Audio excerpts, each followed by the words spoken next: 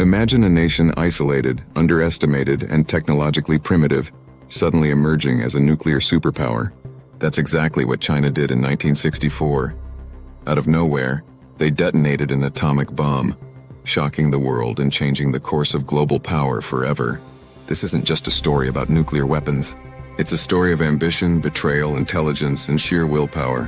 While the world's attention was locked on the Cold War between the United States and the Soviet Union, China was quietly building a doomsday machine. A bomb that could level cities, influence geopolitics, and silence enemies. But how did China do it, and so fast? Let's unravel the incredible journey of how China got the bomb. China's obsession with the nuclear bomb began after the Korean War and during the Taiwan Strait crises. The U.S. military presence in Asia, along with its nuclear threats, made China feel vulnerable. Mao Zedong, the founder of Communist China, saw the writing on the wall. He believed that without a nuclear deterrent, China would always be bullied, always be second class. Mao once said, "If we don't want to be bullied, we must have this thing." The thing was the atomic bomb. But China had no blueprint, no experience, and no resources. So where did they begin? They began with Soviet help. In the 1950s, during the honeymoon phase of the Sino-Soviet alliance, the Soviet Union agreed to assist China with nuclear technology. Scientists, equipment, and even bomb designs were handed over. For a brief moment, it looked like China could leapfrog into the nuclear club with Russian assistance. But in 1959, everything changed.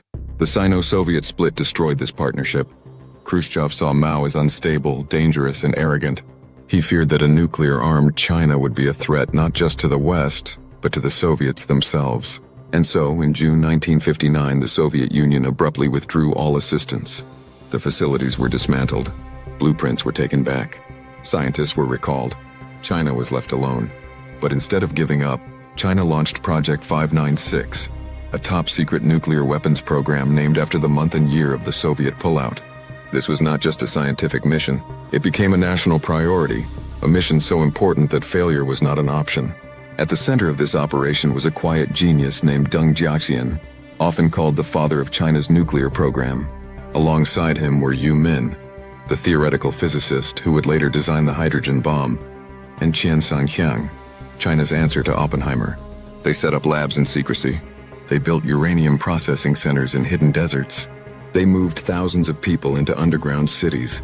This was total national mobilization for a single goal: build a bomb before it's too late. And then on October 16, 1964, they did it. A 22-kiloton uranium fission bomb was detonated at Lop Nur, a remote site in Xinjiang.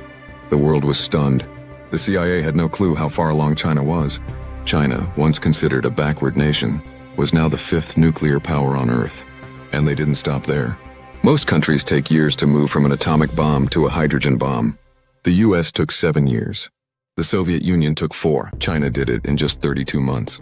In June 1967, China tested a 3.3 megaton hydrogen bomb, more than 150 times stronger than the one dropped on Hiroshima. This was a massive leap. They didn't just build a bomb, they mastered the most destructive force known to man in record time. How?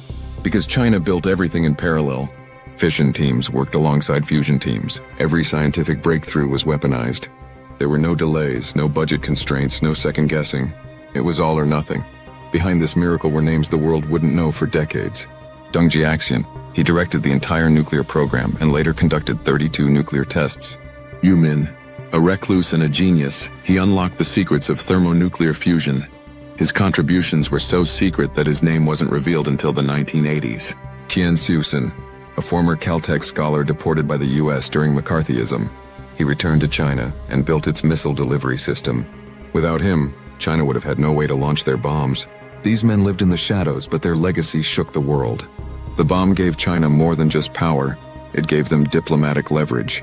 Suddenly, countries that once dismissed China were forced to negotiate. It accelerated the nuclear arms race in Asia. India began pushing its own nuclear program, which led to tests in 1974 and 1998. Japan and South Korea, though non-nuclear, became more reliant on the US military shield. China's nuclear success was not just a scientific achievement, it was a strategic earthquake.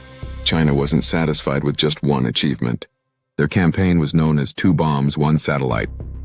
That meant atomic bomb, 1964, hydrogen bomb, 1967, satellite launch, 1970. By 1970, China had also launched Dongfang Hong-1, their first satellite, into orbit, becoming the fifth nation to put an object into space. In just 6 years, China did what it took the US and Soviets decades to do. Why? Because failure was never an option. Because their national survival depended on it. Today, that legacy lives on.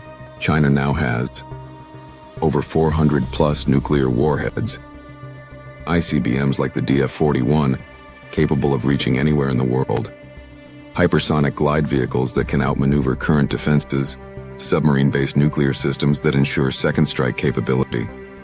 It all began with a bomb in the desert. The story of how China got the bomb is not just about nuclear technology. It's about a nation transforming its destiny, about how betrayal led to self-reliance, and how a country surrounded by enemies made itself untouchable.